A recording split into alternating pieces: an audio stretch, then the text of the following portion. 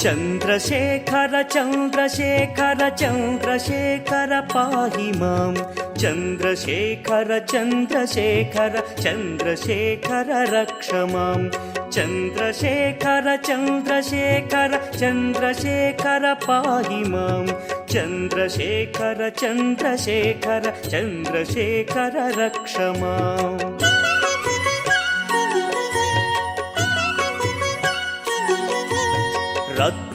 रत्नसानुशरासनं रजताद्रिशृङ्गनिकेतनं सिञ्जनीकृतपन्नगेश्वर मच्युतानलसायकं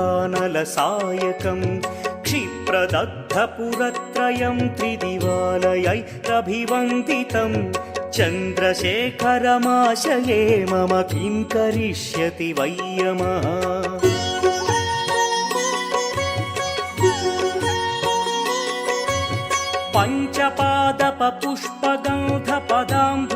पञ्चपादपपुष्पगन्धपदाम्बुजद्वयशोभितं फाललोचनजातपावकदग्धमन्मथविग्रहं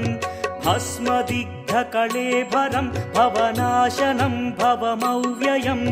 चन्द्रशेखर चन्द्रशेखर चन्द्रशेखर रक्ष माम्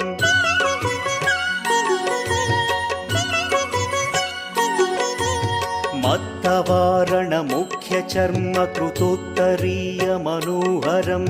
पङ्कजासन पद्मलोचन पूजिताङ्घ्रिसरोवरं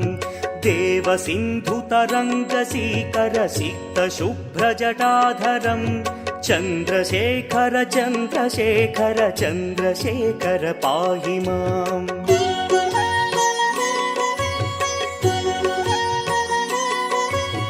यक्षराजसखं भगाक्षहरं भुजङ्गविभूषणं शैलराज